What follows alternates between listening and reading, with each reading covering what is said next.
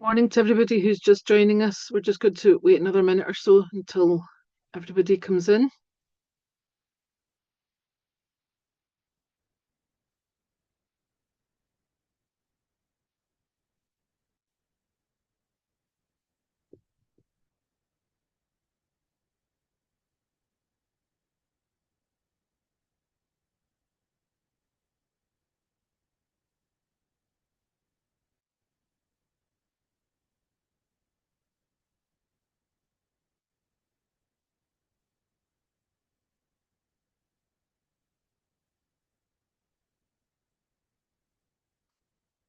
Okay, I think we'll make a start.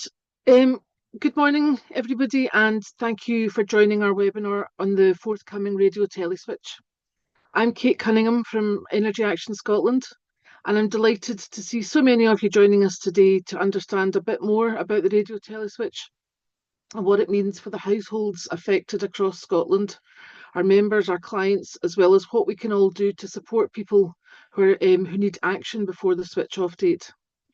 I'm delighted to welcome colleagues joining us today. Jamie Flaherty, Principal Policy Expert from Ofgem, David Speake and Mark Pitchford, who are representing Energy UK, and who'll be helping us understand the detail of the situation and then answering your questions. The format of the webinar is a short presentation with some slides explaining where we are and what is to come, and then a Q&A with our panel, and that'll be hosted by Energy Action Scotland's Chief Exec, Frazer Scott. Since this is a webinar, you can see the presenters, but we can't see you. The webinar is being recorded so we can share it more widely after today, and we ask that you please submit your questions throughout. We will gather them and answer them after the presentations, and your questions will become visible when they're answered. We have an hour and a half as our session time, but that does include a generous allocation of time to answer questions. So we will finish earlier if we manage to do that more quickly than we'd planned. And we hope that time will allow us to answer every question. But if there's any that we don't get to or that we can't answer today for any reason, then we will respond to people directly after this. So next slide, please, Christine.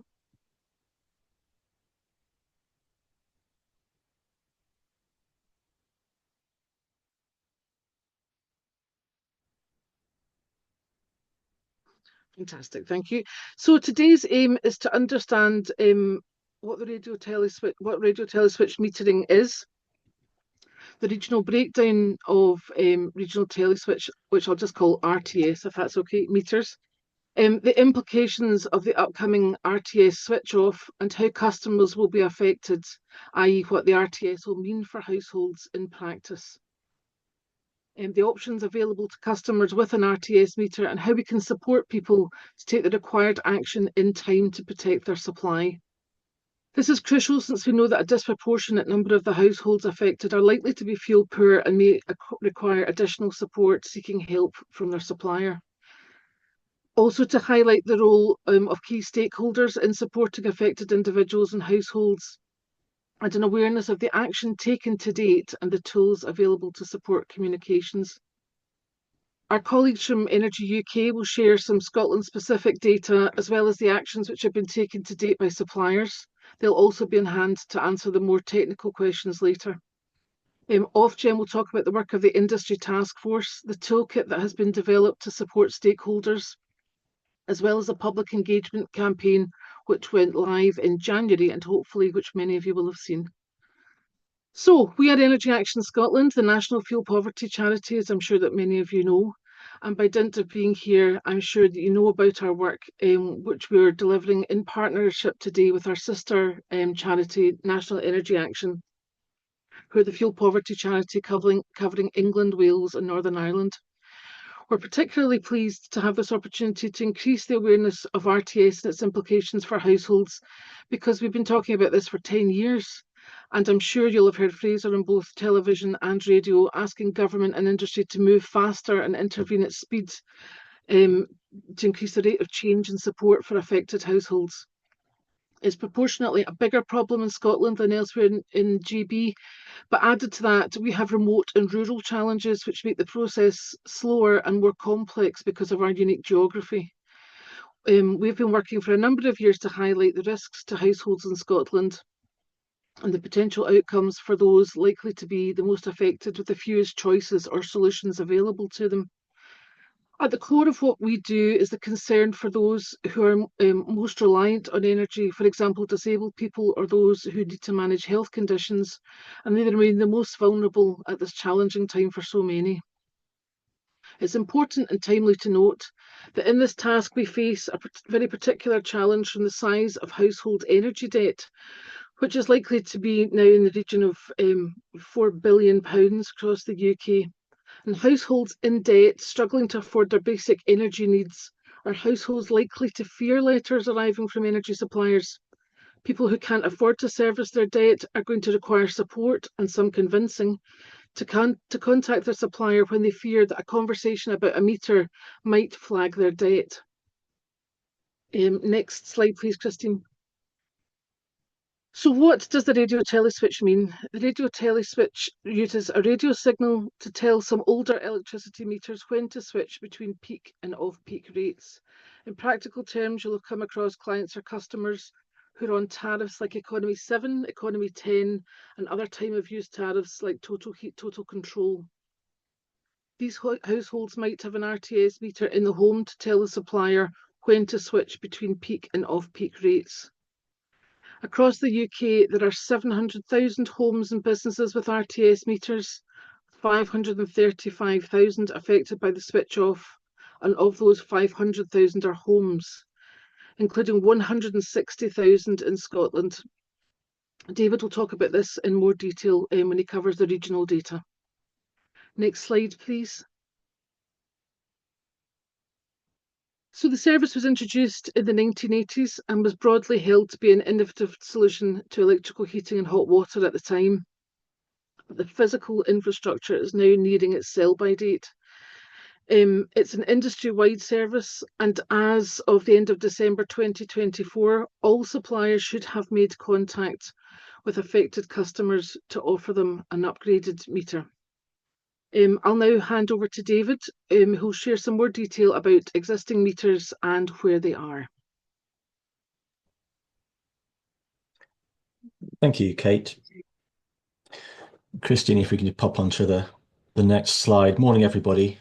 My name's David Speak, talking to you today on behalf of Energy UK, which many of you will know is the trade body for a number of organisations across the energy industry.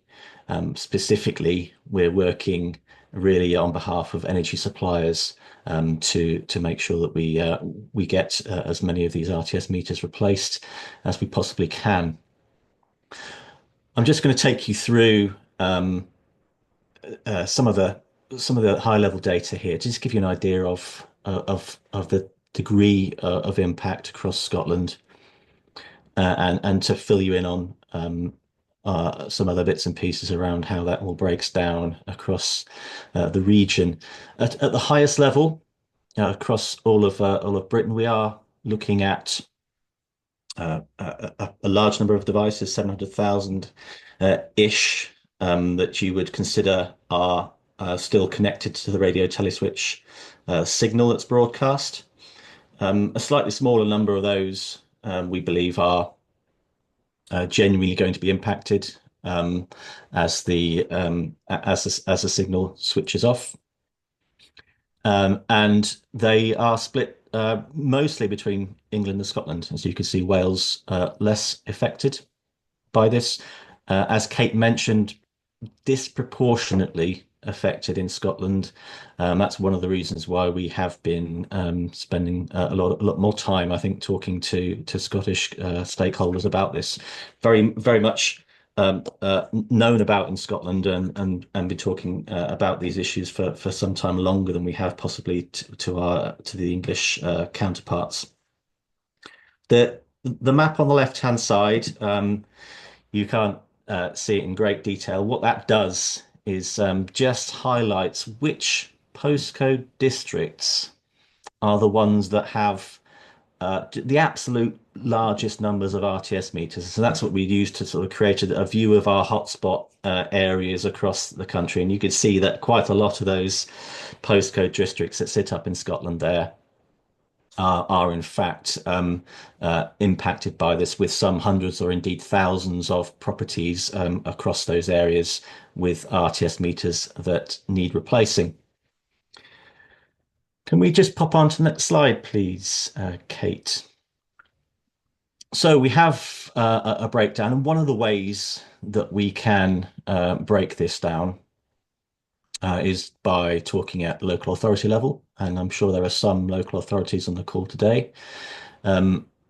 We've just put together a little league table, if you like, unsurprising in terms of some of those at the top of that league table in the thousands, with Glasgow and Edinburgh being near the top.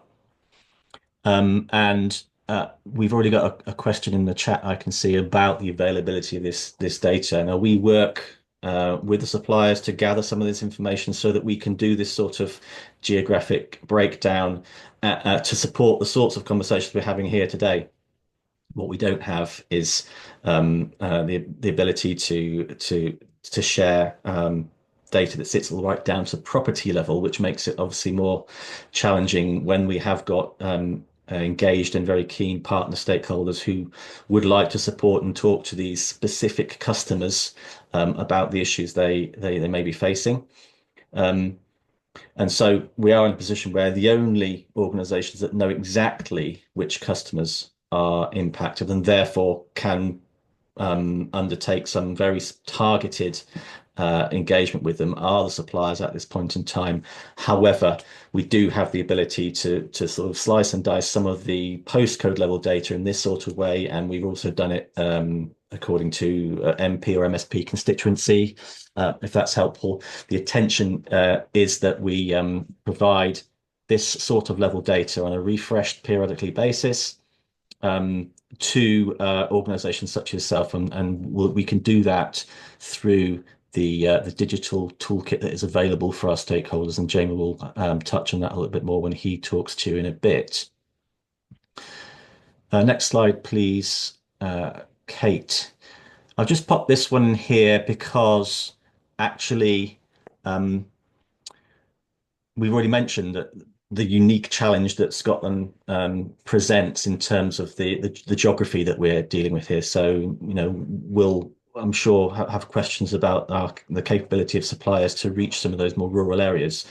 Actually, what we've got facing us here is a sort of a half and half split between the urban areas down to the small towns, and then the smaller remote villages down to the very, very remote and rural areas such as the Highlands and Islands. Which means that we have to, plan our approach slightly differently in some ways to reaching some of these customers. And there will have been some specific challenges to those more remote areas that we have been hearing about for quite some time around some of the suppliers who've not been visiting those areas to date, but will have to do so in the very, very near future as we get through to June. So I thought that was interesting just to put that breakdown up there. If we pop onto the next slide, just so that we can talk about the flavour of where these sit and the sorts of ways that you could think about understanding which areas are impacted. I've done a zoomed in version on the left-hand side of that postcode district breakdown, and that's the first four digits of the postcode. I've set at the top here hotspots across Scotland ?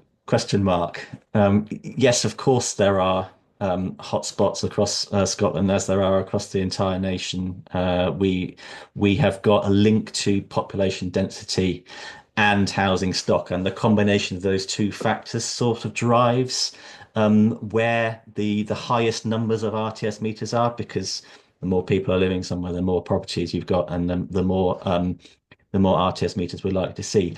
However, it's worth pointing out that in Scotland, and when we look at the data and we sort of zoom in some of these areas, actually the history of the way the distribution network was built out there, combined with the fact that it's less likely to have ended up with extension of gas mains and those sorts of works that have happened over the last 3 or 4 decades in England particularly, means that these meters are just prevail in lots and lots of areas. So our zoom in version of Glasgow there, those red dots, to be clear, are not properties. They are full postcodes that are impacted by at least one property having an RTS meter.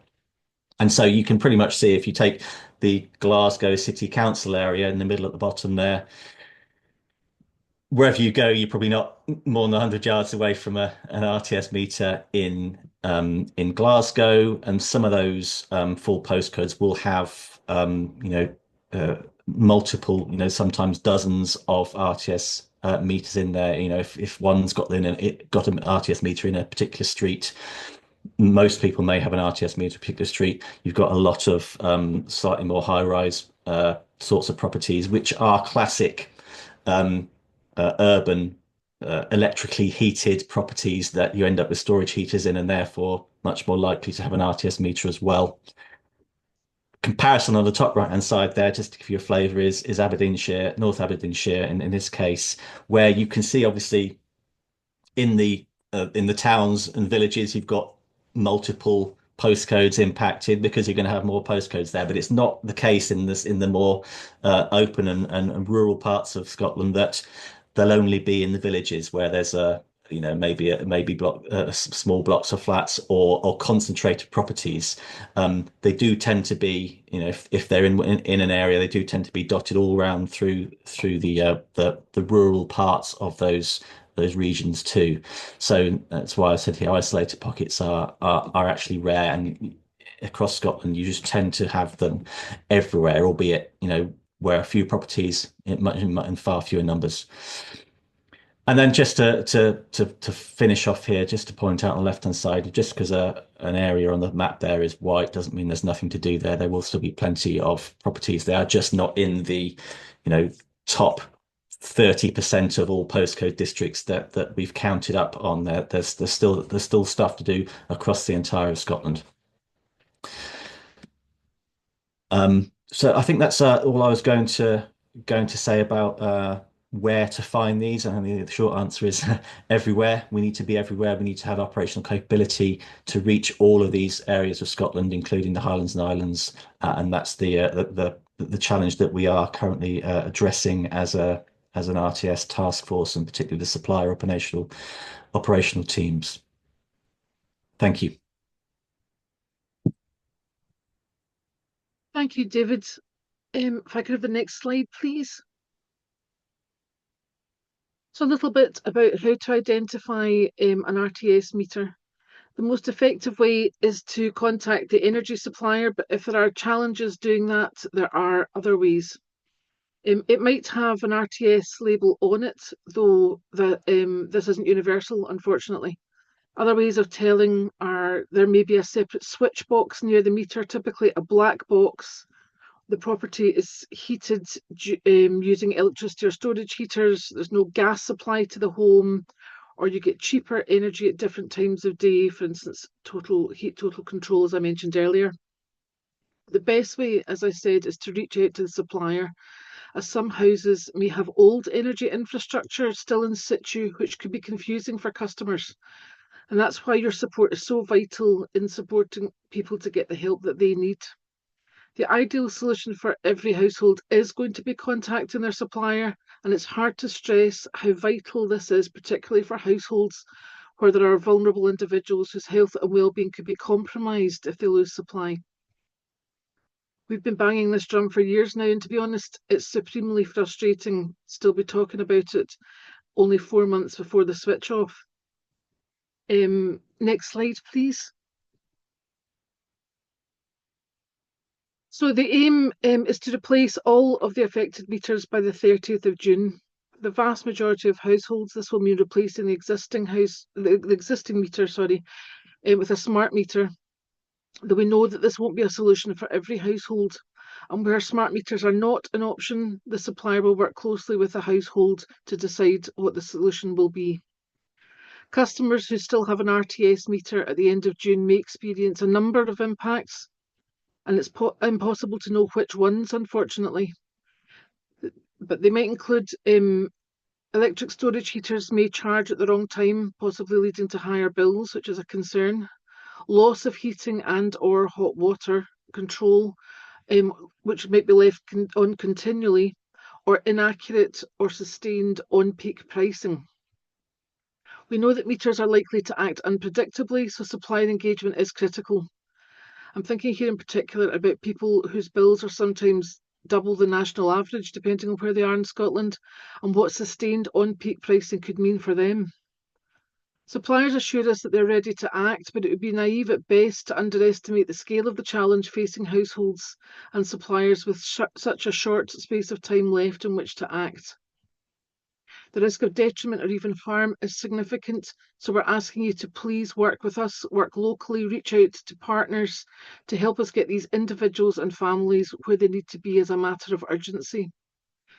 If things are not shaping up as promised, we would like to hear from you. Our contact details are at the end, and we will be circulating the slides, so don't worry too much about scribbling things down. And we need you to ensure that because we need your picture to ensure that we're communicating with government and industry on behalf of Scotland, on behalf of what people are seeing out in their communities, and to make sure that suitable remedies are put in place. I'm going to hand over now to Jamie Flaherty from the regulator Ofgem, who's going to talk to us about the work to date and the tools available to support you. Thanks very much for that, Kate. It's probably worth setting out up top a bit of Ofgem's overall kind of role in this, and that is our role in holding suppliers to account for delivery of RTS meter upgrades, as well as ensuring that they focus and prioritise their resource on support for RTS meter consumers before and after the switch off.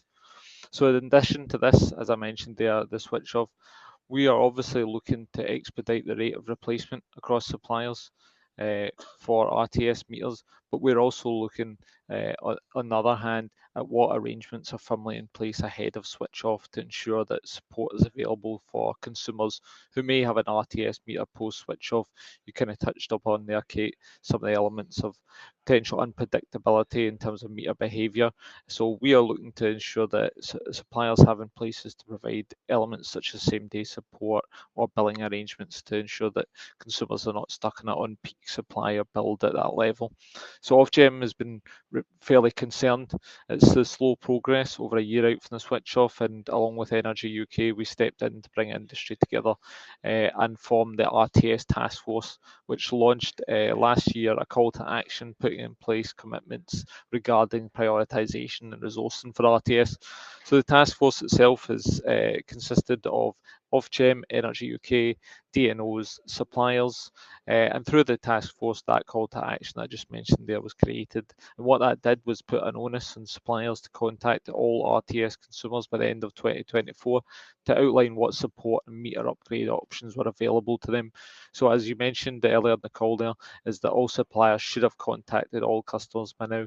In actual fact, they should be progressing through maybe 2 or 3 contact cycles now.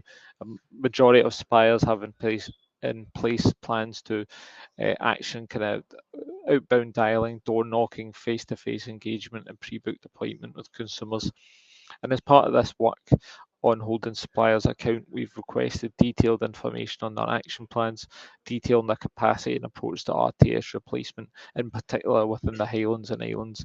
And we'll be seeking to hold them to that regardless of where the customer is located, whether it be Glasgow or Kirkwall.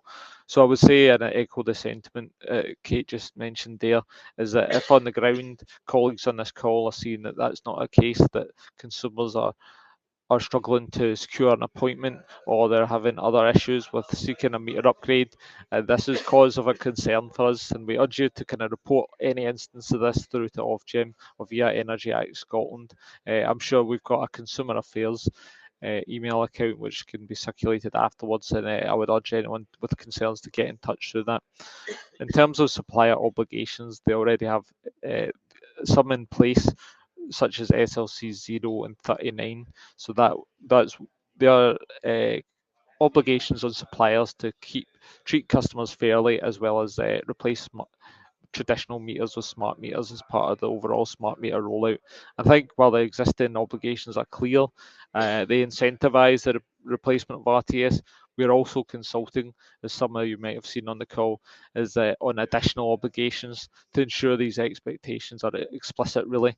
So what we've done is on the 11th of February, we launched a policy consultation, which is there to gather feedback and views from stakeholders to further inform a statutory consultation, in which we'll basically state and outline licence conditions, obligations on suppliers that they should not be utilising RTS meters from the switch off date, meaning that they all must take all reasonable steps ahead of switch off to ensure that a suitable solution is in place for a consumer. And that includes as well making the available tariffs that the consumer to make sure the consumers know worse off for seeking a replacement as a result of an upgrade to their meter. And that's kind of a world stop tour of what the regulator's role in this. And while we're there to hold suppliers accountable, we've also fronted the launch of a national awareness campaign, local hotspot activity in Brighton, Glasgow and Leicester. And we're seeking to engage with local authorities to conduct some hotspot activity elsewhere. And what that essentially focuses on is putting in place lead suppliers and engaging with local authorities, trusted local voiced community organisations to raise awareness of RTS and ensure that consumers are well versed on whether they need to take action to replace their meters or get them to respond in kind to supplier contact. In addition to this, we've got a national awareness campaign which features targeted adverts via television, video on demand, YouTube, where some of you might have seen Lorraine Kelly explains the RTS switch off, an urgent need for RTS consumers to take action ahead of the June deadline when contacted by their supplier. And this is complemented, as Kate trailed earlier, by an RTS toolkit developed by Ofgem and other stakeholders, which is populated by a range of materials such as leaflets, fact sheets, posters, social media banners, and infographics. As David mentioned in his slide earlier, we'll begin to provide more granular level data to allow for better targeting and allow for organisations and local communities to understand how many RTS meters are located where they are and what action they need to take. So as a result of the task force work, we've seen the rate of replacement ramp up and improve the availability of resource. However, make no mistake, I think there's some way to go.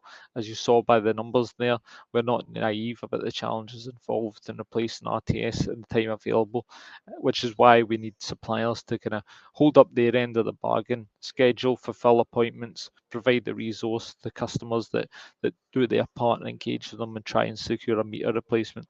So that's why we continue to ensure through intense monitoring, scrutiny of supplier plans that suppliers are focused on ramping up replacements, but also focused on support and mitigations that can be offered to customers post switch off as well there. That's all from me, Kate. Thank you, Jamie. Next slide, please. Oh, in fact, next slide again. Sorry, we're one behind. So here we have a list of resources to help you.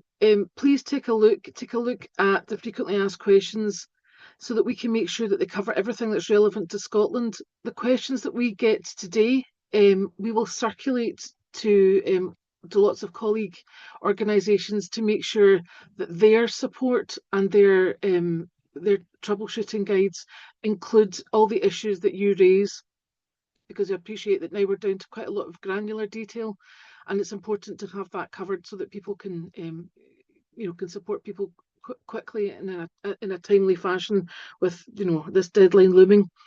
And again, these slides will come to you today after today's webinar, so you don't need to try and note things down. Next slide, please. And as Jamie mentioned, you can contact Ofgem if you have questions that aren't covered elsewhere, and if you're concerned that things aren't happening as they should. Please contact us too to tell us that, so we can take this up on your behalf. That we can, we're involved in a number of industry and trade bodies and government organisations where we can speak to people directly and raise the concerns of what's actually happening out in our communities. And while we're pleased that things are finally moving at some pace, we remain concerned about those households who inevitably will be affected after the end of June. Simply put, there isn't a plan B, and that's a worry for all of us. We need government, Ofgem and suppliers to ensure that there's no detriment, particularly to vulnerable consumers, and we'll keep you up to date with progress on this dialogue. And that brings the first section of this webinar to a close. Thank you so much for attending today. Your support, as always, is key to bringing about change. I'm going to stop sharing and I'll hand over now to my colleague Fraser Scott and the panel to answer your questions. Thanks, Kate. Good morning, everybody out there. And thanks to David and Jamie and Mark as well, who's been answering questions that have been submitted through the Q&A. Don't be shy about asking questions. It's almost hard to believe that people will indeed at some point today run out of questions. But I feel as if it is important that we do. I can address some of the bigger kind of strategic questions that you may have. People will be trying to answer your questions. There have been a couple of seminars like this already in England and Wales, focusing on issues as affect England and Wales customers. So there is actually quite a big list of questions which we'll be sending on to ensure that they can be fully addressed and reflected in the Q&A stuff that Ofgem and Energy UK and suppliers have in front of them. I mean, I'm going to try and facilitate some Q&A stuff based on the questions that people have submitted. But if I was going to kick off, and one of there was the challenge that everyone's touched on. 160,000 metre changes in, let's just say optimistically, it was 5 months and that figure was the end of January. But it's still about 1,000 metre changes every single day between now and the end of June. Are we realistically going to get there? Is there going to be a significant uptick? These are, I think, key questions for people out there. Are we going to get, and how far are we going to get by the end of June? I don't know if, Jamie, if you wanted to touch on that, because you touched on the scale of the challenge most recently, but it's a lot of metre changes every single day. And as David covered earlier on, there's quite a significant difference between the concentration that you might find in urban areas and the challenges of delivering in more remote parts of rural Scotland. Yeah, I think it's worth noting that I think last year there was about 3.1 smart meter installations, so there is resource there to meet consumer demand if that comes. But I think we do have to be realistic, as you mentioned, Fraser. I touched on the fact that we've got a kind of two-pronged approach on this at Ofgem, is that we are looking at driving up the rate of replacements from the suppliers, but we also need to look carefully and make sure that plans are in place to support consumers following that switch off, in case there are consumers left with an RTS meter there, which is why we've been consulting on licence conditions in relation to RTS, where we're obviously in a policy consultation phase now, but from that the stakeholder views will help us to inform and put into licence our expectations around supplier support for consumers ahead of the switch off. And as part of that, we've set out our kind of minimum standards of what we expect in terms of supplier behaviour. I touched there earlier on ensuring that those that are maybe stuck on peak tariffs are billed accordingly. Obviously, they may have taken action, engaged with a supplier, unable to secure a meter replacement. They shouldn't be experiencing any detriment as a result of that. It's kind of that element of holding up the end of the bargain. So we're taking it very serious in terms of ensuring that protections are in place there for consumers ahead of switch off. That is the other element of the work that we're doing. Thanks, Jamie. I know there are people out there who will be absolutely concerned and interested about what will happen on tariffs beyond the moment when people change their meters, or indeed when we get beyond the end of June and people may or may not have changed their meter at that point as well, and what might become of things like Total Heat, Total Control or Comfort Plus, which are Scotland specific tariffs. They're not wide GB market tariffs, or whether people will be moved over to equivalent tariffs or perhaps not quite equivalent tariffs, but economy 10 or economy 7. And I guess it's just trying to understand how people might be able to show, or how they'll be supported through a no detriment commitment, if you like, at this point in time. So I think people will be keen to understand how no detriment will be something that can be enforced beyond the switchover. Yeah, I think once we've come out that policy consultation phase, we'll be able to put in place our exact proposals of how we'll look to support consumers in this way, because it is something that we've heard. We spoke to consumers organisations, yourself, Frazer, and Energy Action Scotland, that have raised this about these legacy tariffs. And I think what we want to ensure is that upgrading to an RTS meter shouldn't be leaving people worse off as a result. We want to ensure that they've got something in place. Suppliers are able to offer a similar tariff arrangement as they possibly can to the consumer, because as I mentioned there, the consumer's done their part in securing a meter installation, getting an appointment, being in for the engineer to install. We want them to have a good experience at the end of this, rather than come out of it feeling that they've been shortchanged as such. Yeah, maybe ask David and Mark. It's one of the things we hear a lot are people's concerns about signal and signal reception in different parts of Scotland, particularly. And people talk about that as a WAN or no WAN. But the bottom line is places where there are signal challenges. And and obviously it's true that there are signal challenges in some locations. Are these going to be solved in time, that people will have a continuity of supply, and are there fixes available for all householder types, regardless of the signal that they're able to receive? Absolutely, Fraser. So we've actually been working very hard in the background on the DCC part to this, that DCC has to play in this. So both Jamie and I and the DCC working together to make sure that we have solutions available. They're not available quite yet, but certainly will be very, very soon. And when I say very soon, I'm talking weeks, not months. It's good to know, but I think that is absolutely one of the big challenges. You hear it time and time again from people about that signal quality, and I know that for maybe people on the call that I know that they're pretty well informed out there in our community around RTS, but we've got a radio signal being phased out, an old Radio 4 signal, which has only existed for cricket reasons, I think, in recent times, but it has been this important function for people's heating and hot water for some considerable time. And it's another radio signal that's replacing it, but it's not a compatible radio signal. It's just it's another radio signal. But it's trying to make sure that there are solutions for all types of situation. And I know that industry has been talking about introducing communication hubs to ensure that a signal can be received, where that's also a possible solution. And I think we would all welcome something that is much more about the consumer and ensuring that they've got the best service available, more than a kind of reliance on a particular technology when another would do.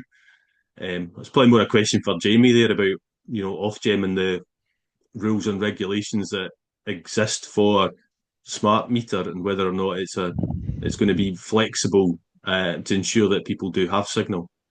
Yeah, I think one of the things that we've been clear on in this RTS replacement programme is that while smart meters are the best upgrade for an RTS meter, consumer should be able to access a more varied kind of variety of tariffs. However, as you'll know, a smart meter is not mandatory. A consumer can continue to refuse to not have a smart meter installed.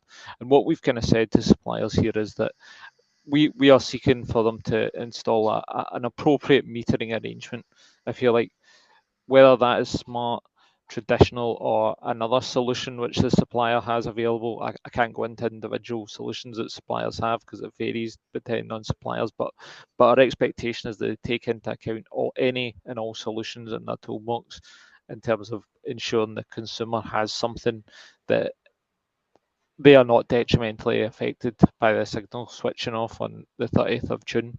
Whether that's smart or traditional or another alternative arrangement, it's up to the supplier to follow through, and that's what we'll be looking at and assessing when we start to hold suppliers to account in line with our enforcement guidelines. And on the kind of comm sub stuff there, as Mark kind of mentioned, where obviously there are elements where you can kind of install a pre-configured smart meter while it's not an optimal use for customers because it is non-communicating. That our expectation is when that would happen, that the supplier should be, as soon as any sort of solution is available, as Mark mentioned there, is making sure that smart meter is commissioned as soon as possibly can. And as Mark mentioned, we are working on a solution here in relation to potentially improving the connectivity there within the next coming weeks. Something that's also in the questions in the Q&A and something that comes up time and time again is that customers, when an installer does come out to see them, may recommend or insist that additional works are required in order that their metering arrangement will work, and it may be wiring related in terms of a property. It may just be that it's a complex metering arrangement. There are a number of different reasons that are prompting installers to recommend or insist that other works might be done. Many of the households in Scotland that we know will be affected by this will be fuel poor, low income households with already perhaps indebted. Perhaps they will not simply have funds available to make those changes, particularly homeowners. But I know it'll be a challenge as well for housing association partners as well, supporting their tenants through this particular process. What's the kind of position on those additional costs and whether those moments are in themselves going to be barriers to people moving from where they are now to a better position beyond the signal switch off? Shall I start, Jamie, and I'll hand over to you? Yeah, thanks, Fraser. I think it's an important one to address. There are, as you describe, a number of situations where the supplier's remit to go beyond what sits at the meter and look at the arrangements, things that have been built around the meter, wiring that needs redoing, that sort of thing, doesn't naturally fall under the supplier's purview to fund and to make good so that it can accept an up-to-date installation to current regulations. And so we recognise this. We know that it is absolutely is a barrier that we're hearing about a lot. It's not something new to us, given that it's the same barrier as existed for people trying to get a smart meter for the last 10 years as well. It's just a slightly different context whereby we absolutely have to replace this meter for the customer. And so I think the imperative shifts slightly there. There are some minor works that are just as a matter of course funded by the supplier so that we can get the job done and move on. But in those cases where we are informing the customer that there's additional works that need doing and funding, at the moment, you're right, it will be inform the customer, make clear what's needed doing it, and then ask them to get back to us once that's done. I don't think anyone would agree that that's good enough in the situation that we're in now. And so we are talking about a starting point of where are the additional methods of funding? Is there some alternative to the existing grants that might exist and we know about and you know about as organizations that we might as an industry need to put in place to free this barrier up and move past the additional costs that these customers will not be able to foot themselves? So I'd say, we are very, very keen as suppliers to push this issue and make it happen for these customers. It's still a work in progress. We're already thinking about the processes behind that. If we were able to unlock some source of funding, and we are talking to Ofgem and indeed government about this as a live issue. In fact, we've been talking to the minister about it this week. I don't know if there's anything to add on that, Jamie. No, I think that pretty much covers it, David. As he mentioned there, we're in kind of live active discussions with government on ensuring that there is a funding vehicle there for instances where, as Fraser mentioned, the internal wiring or arrangements are required, or more complex metering. I think in particular, identifying those consumers that may be classed as vulnerable or on the PSR, which we gather data on to understand the levels of RTS meters within PSR households. And I think it's something that we are pushing on as a key priority here to ensure that we can put in place some sort of funding mechanism which will allow people to ensure that there's not a barrier to replacing these RTS meters. I can't say further more on it right now, but hopefully we'll have something to say on it shortly. And can I just round off, Fraser, with a related question that sits in the chat that I've just reminded myself of, which is is there an expectation that the customer would pay for a meter exchange? The answer is absolutely no. Okay, this is a funded activity to get the meter exchanged by the supplier, excepting, of course, those circumstances we've just described where it's cost that sits beyond the actual meter exchange and other bits and pieces that need doing. And I think it's important to raise that because we've also got to be very mindful that this is an opportunity for scamsters to ask customers for payments for various reasons. They shouldn't be being asked for payments for this situation at all, unless we have been absolutely clear that there are additional remedial works, and so be very, very aware of that as we talk to these customers. I know I made a sort of glib comment as well about the signal itself, and there's a question in the chat there from somebody, and it's a fair question still to ask, because I do think that people will continue to wonder why the signal is being discontinued in the first place.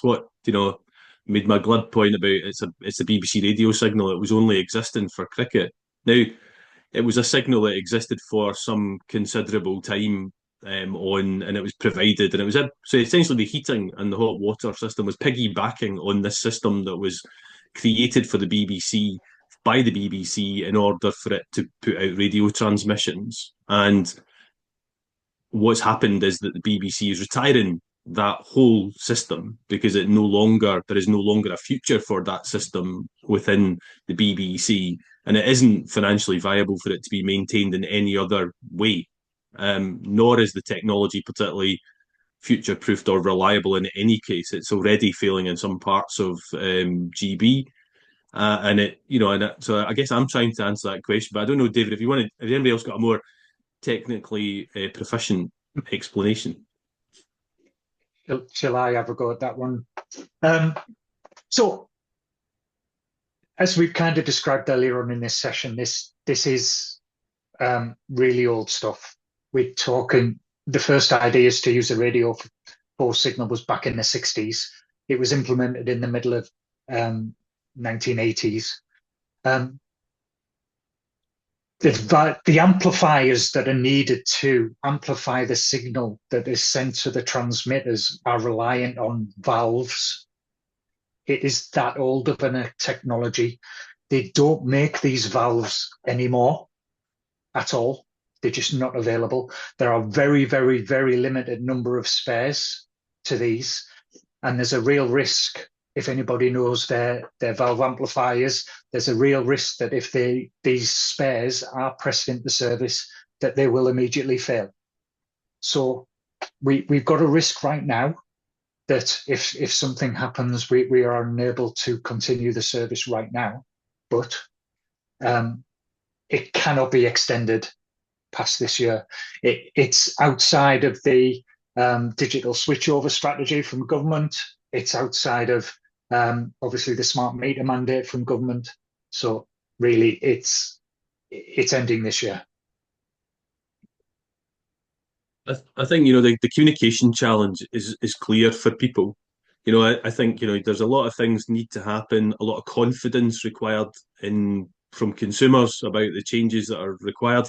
There's a couple of questions in there as well about we're talking about this as if households are in some way some homogenous thing. They just have a meter and there's a house and it just has to happen. And obviously the complexity of lives and circumstances means that this communication challenge is real. I think one of the cut-throughs I'd probably say is people might see this as one of these millennium bug moments, that the day will come and pass and nothing will change and it'll all be fine. And I think one of the key questions or messages I think we all need to get out there is, no, it won't. It's not that moment. It won't be just that the computer will tick over and it'll all work fine the next day. But, you know, I think, you know, trying to get that message across to as many of the players as possible that it is important that people have a change made. They don't, it doesn't, as touched on, it doesn't need to be a smart meter upgrade or install, but it needs to be a change in order that people will have a continuity of heat and hot water, which will be incredibly important.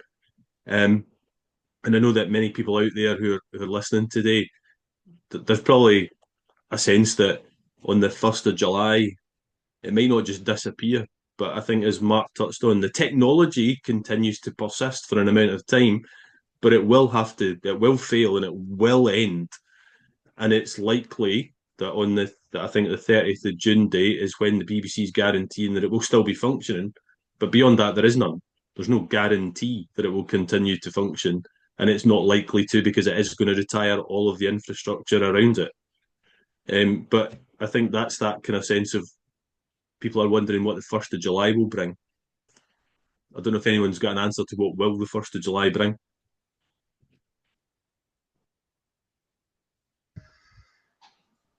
I can have a go at that. So we are working to make sure that should things start to go wrong for consumers, that they are prioritised, and especially vulnerable customers are prioritised in suppliers' minds to make sure that any detriment is absolutely kept to a minimum.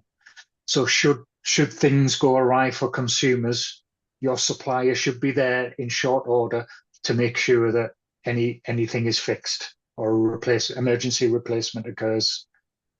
So that's what we're working to right now, to make sure that suppliers have enough resources available to make sure that nobody is adversely affected by this to any great degree. Okay.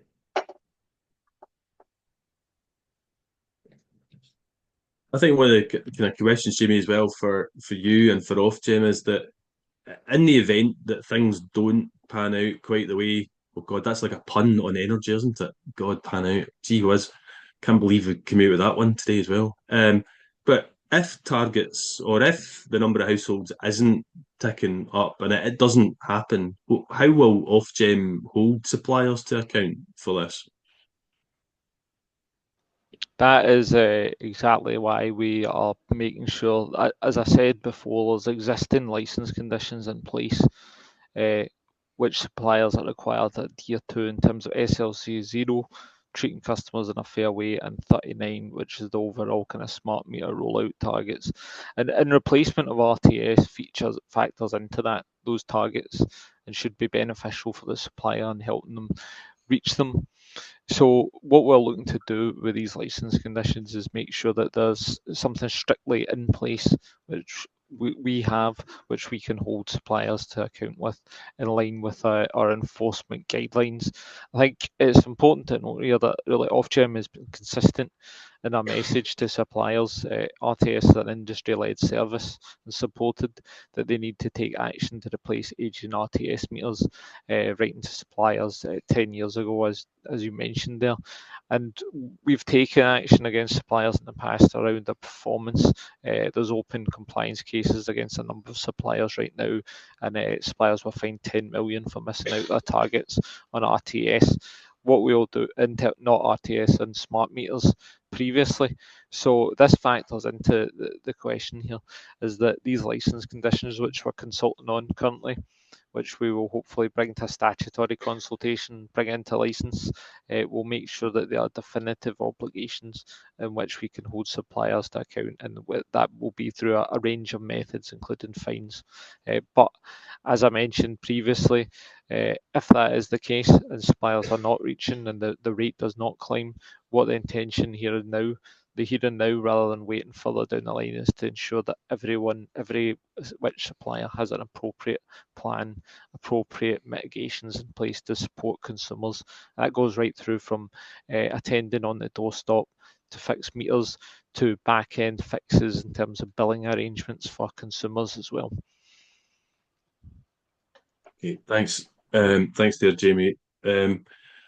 I know that I've had I guess there's a couple of questions about the difference in numbers between people who live in properties who have RTS meters that are, if you like, active, if I get this right, and then there are legacy bits of equipment that are in other properties, perhaps where people had gas connections to replace their electric heating, but the old infrastructure, I feel like, was unsurprisingly not removed at the time by a gas installer who didn't see it as their job to remove anything to do with electric meters. Now, obviously not the same, like not a priority in relation to a continuity of supply, but am I right in my understanding that there's just old bits of legacy equipment in some properties that are feeding through into the numbers, hence the difference? Don't know if anybody can answer that for me. Yeah, that's true.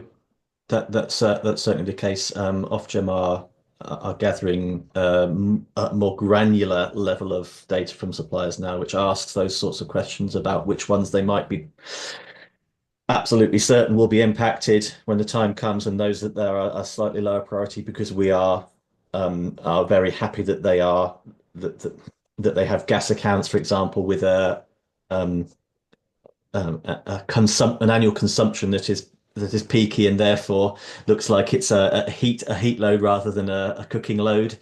So suppliers are doing that work in the background to make sure that at least we've got those cohorts identified.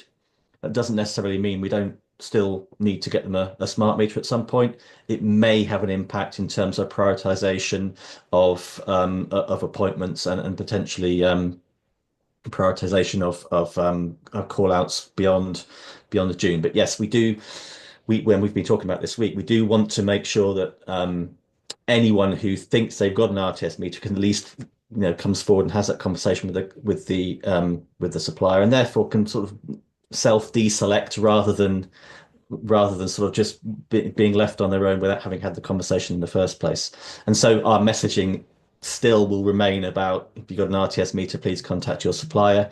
And then individual suppliers themselves may decide to talk slightly differently to those that they know have not got that absolute certain impact when we get to June. Okay, thanks. Yeah, I think it harks back to your point there earlier, Fraser, about the communications aspect and ensuring that people aren't seeing this as a kind of boy cries wolf situation, in terms of making sure that they understand that something's going to happen here. And obviously, as David mentioned, their individual suppliers will contact their individual customers based on their specific needs and whether there's a gas usage associated with that account. I think that's important from a comms perspective as well, because we want people that are actually going to be affected by the RTS switch off to be getting real and accurate communications through to them, rather than those specifically that are probably not going to be impacted and are likely to have a continuous connection to electricity and gas following the switch off. I think that targeted engagement is really key. But thanks, Jamie, for that as well. I was definitely going to ask just a bit about that, about communication and the toolkit. But I think we have still got diverse communities in Scotland where English is not necessarily the first language, and making sure that we get messages out to everyone who's potentially going to be affected, I guess, has probably been a challenge for suppliers who may not necessarily know that that's the case for a customer.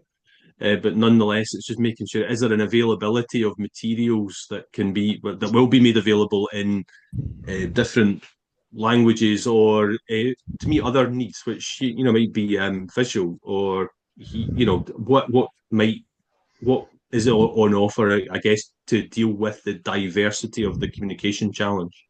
I think my comms colleagues they're not on the call, but they are working with potentially foreign office contacts to get translated versions of the toolkit available to ensure that we can meet the needs of diverse communities and languages throughout the country. So I think that's in track right now. It is something that they are progressing, I believe. Thanks.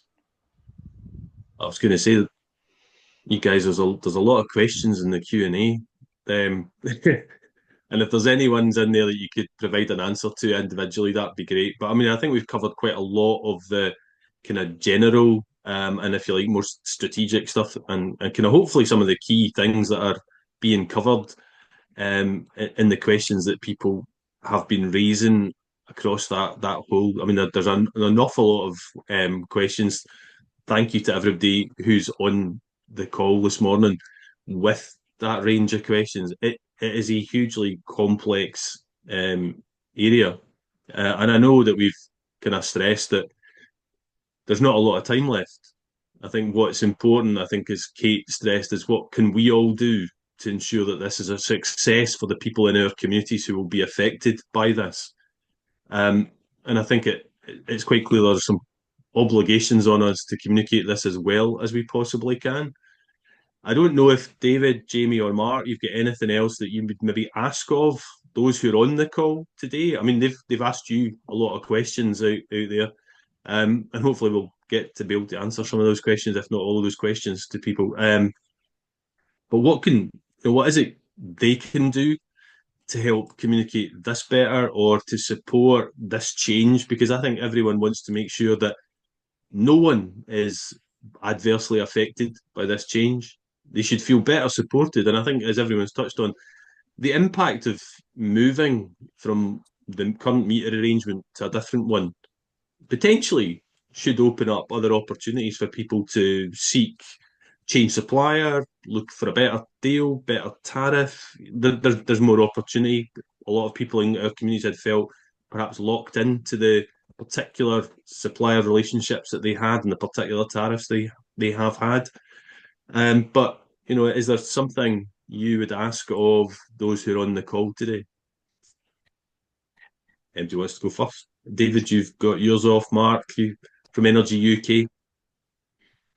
I think the major thing here from the Energy UK perspective is that dialogue between consumer and supplier has to be maintained and has to start. We cannot do anything from a supplier perspective unless we've got permission. So we need to make sure that consumers are aware of the implications of not having their meter changed before the end of June. We need all of these meters replaced before the end of June. Otherwise, they're going to suffer problems. Yeah, I support that. And I think from my perspective, and to be clear, I tend to work much more, Frazer, on the communications and engagement, stakeholder engagement side of this from Energy UK's perspective, and let Mark worry about the technical barriers here. I think it's just from me, it's a humble request for help, if you like. Mark's absolutely right. All roads, and noting some of the comments here, both in terms of the amount of trust that suppliers have with these customers, the concerns about having to raise debt issues and so on and so forth when they get through to talk to the supplier, the level of service that is sometimes provided in terms of information provided that might not be correct from the call center agent, or even the ability to get them to pick up the phone. I think we are in a position where we sort of have to hold our hands up and say we really can't avoid the fact that all roads lead to the supplier, because that's the only way you get an appointment. That's the appointment booking process. And we can't share individual customer information with other organizations much as we'd love to, because of the rules that are in place to protect their privacy for very good reasons. And so that supplier conversation is the starting point for everything. And we are doing everything we can, including through gathering feedback about what's going out in the field through organizations such as yourself, to push back this feedback through suppliers and say, we're still getting reports of X, we're still being told that Y is happening, what can we do? And part of our role here at Energy UK is to sort of to spearhead some of that coordinated activity through the task force and keep making these improvements to processes, keep taking the suggestions to say what can we do better, keep trying to reinforce the fact that we need to keep talking to our call center agents, make sure they're properly trained, make sure, for example, we can start moving towards a single point of contact potentially for RTS only queries, to talking to Optimum about how we prioritize RTS over everything else we're doing as suppliers from this point onwards. So I think it's a stick with us, keep keep pushing through, keeps reassuring the customer that we've absolutely no desire to leave anybody behind before June. And we will get to anyone who talks to us to arrange an appointment to get that meter exchange by then. Okay, thanks, David. Jamie, Yeah, back I'd from echo that. Ofgem's perspective. From Ofgem, I'd say it's the same message in terms of engagement with your supplier, but also engage with us when you've done that part, and engage with your supplier and you're struggling to get a replacement or schedule an appointment. Let us know, let the ombudsman know, follow up, and don't let it go, because the important here, the thing here is that the consumer gets an appropriate metering arrangement in place. So welcome instances where there's challenges or barriers, and we have the responsibility, we have the powers to address these. We'll do so to our best. My intention, the Ofgem regulatory side, is to try and reduce any sort of barriers which are within our remit, to ensure our customer can get a replacement. So if once you do engage your supplier and you're not getting the outcome that you want from it, or there's continued challenges, do let us know via Energy Action Scotland or Ofgem directly, and we can seek to escalate, as David said, through the RTS task force and triage these issues and make sure that they're not ones that are going to experience again, because as we all know, the timelines are tight, so we want to make sure we address any kind of last hurdles as fast as possible. I'm going to say definitely from our perspective as well, that we feel as if there's more need to reach out into our communities more directly and practically and in person, in order to get some of the messages across to people in all kinds of different tenures and all kinds of different circumstances, just to make sure that this sense of urgency, isn't diminished as time moves on. And there isn't any sort of false sense of, if you like, security as we hit the summer months, where people have got less need for their heating. They've not got any less need for their hot water necessarily, but less need for their heating, and therefore we don't end up in a place come October where many households don't have functioning heating, which would be a disastrous position to be in, devastating for those who would be in that particular position. So I think there's much more we'll all be able to do and locally, and trying to encourage people to accept requests, changes to their meter over this coming period. I thanks David, Jamie, Mark, just for answering a lot of those questions. And I know there's an awful lot of questions just in the actual Q&A itself, which you're doing your best to respond to. I really want just to hand back to Kate, who maybe has got kind of a sum up on the next steps and answer the questions I didn't answer about what's happening to the slides, and this is being recorded and will it be shared and all that sort of stuff. So can I just hand back to Kate? Thank you. Thank you, everybody. Thank you, Fraser. We will be sharing the slides, absolutely. We're recording this, and what we'll do is we'll put it on YouTube, so it's accessible.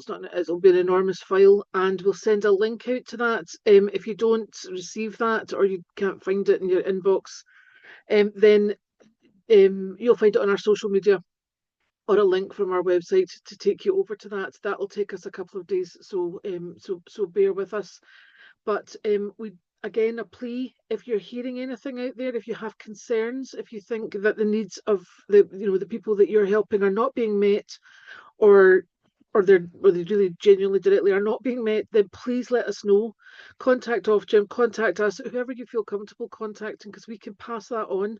It's important that we report this in a really timely fashion, because actually, every day now is now important. It's only 4 months, and that time will pass very, very fast, particularly obviously in remote and rural areas where, as the weather improves and the holiday season approaches, there'll be fewer and fewer places for work people to stay, and that increasing all those barriers to supporting those communities. So get in touch. Supplier first, always supplier first. For whoever it is that you're helping, please just direct them in and come to us if there's anything we can help with.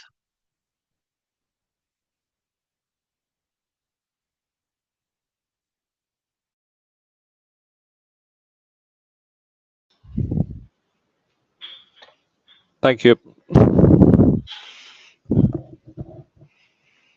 Thank you, everyone. Thanks for having Good to us. see you. Cheers. Thank you very much. Thank you. Cheers. See you soon.